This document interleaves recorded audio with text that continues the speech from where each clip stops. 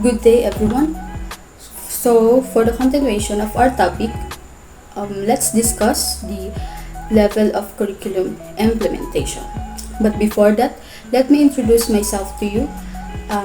My name is Kyla May Ilescano, the BSL Science 3, your discussion about this topic. So, let's start. So, levels of curriculum implementation, it is to ensure the smooth implementation of the curriculum, and each department or Ministry of Education in any country has established a system that will charge of the whole work of planning, development, implementation, and evaluation of the curriculum. So, integrated in this system are curriculum workers mentioned earlier in the chapter who work in different levels of the bureaucracy. So, the Philippines follows a centralized system of the curriculum development and implementation that starts from the national level down to the local school level, although the regional, division, districts, and school levels are empowered to plan, monitor, and evaluate programs, projects, and plans. The central office of the Department of Education still does most of the policies and curriculum development works. So, let's proceed. The Republic Act 9155, which is also known as the Governance of Basic Education Act of 2001, Chapter 1, Section 7, defines the function of each levels as follows, which is, as you can see in the side of this presentation, the different levels of implementation, curriculum implementation. So, it is the national level, regional level, division level, district level, and local school level. So, I discussed the national down to the division level. Okay, let's start. National level. National level is through the leadership of Secretary of Education down to the undersecretaries and the assistant secretaries, and different bureau officers are responsible for the following.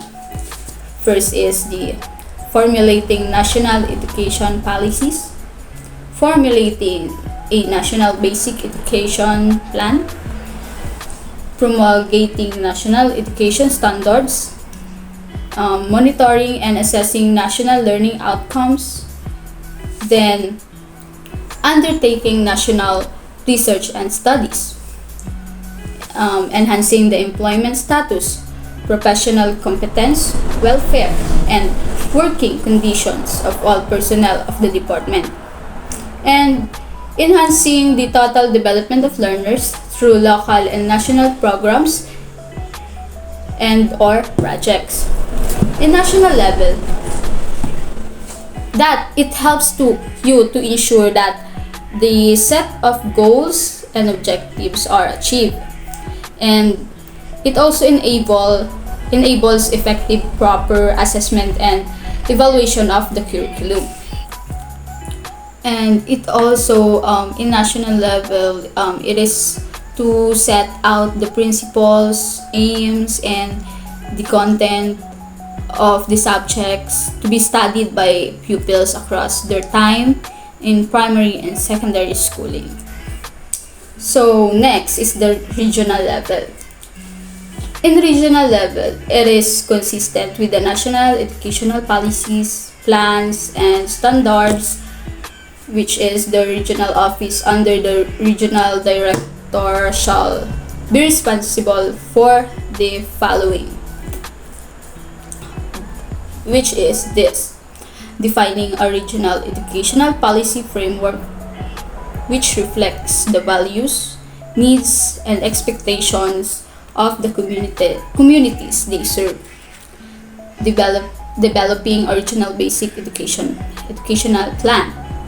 Developing region educational standards with a view toward benchmarking for international competitiveness. Next, monitoring and evaluating and assessing regional learning outcomes. Next, undertaking research projects and developing and managing region-wide projects which may be funded through official development assistance and or other funding agencies. Ensuring strict compliance with prescribed national criteria for the recruitment, selection, and training of all staff in the region and divisions. And also formulating, in coordination with the Regional Development Council, the budget to support the regional educational plan, which shall take into the account the educational plans of the division and districts. Next is determining the organization component of the divisions and districts and approving the proposed staffing person, pattern of all employees in the division and districts.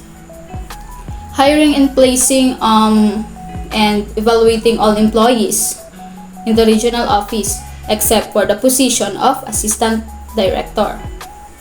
Next is evaluating all schools division superintendents and assistant division superintendents in the region, and planning and managing the effective and efficient use of all personnel, physical and fiscal resources of the regional office, and including professional staff development. And next is the managing and database and management information system of the region. And lastly, approving the establishment of public and private elementary and high school and learner centers. So, the responsibility of this regional level is, of course, to ensure strict compliance with the prescribed national criteria for the recruitment, selection, and training of all staffs in the region and division. Because it is all about developing basic educational plan for the region, develop regional educational standards, and monitoring of regional learning outcomes, and undertake research projects. So let's proceed to the other levels, which is the division level.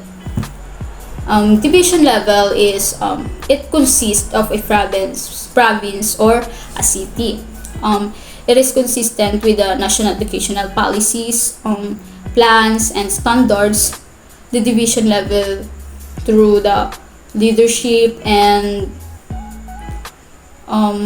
leadership of the division superintendents shall be responsible of the following.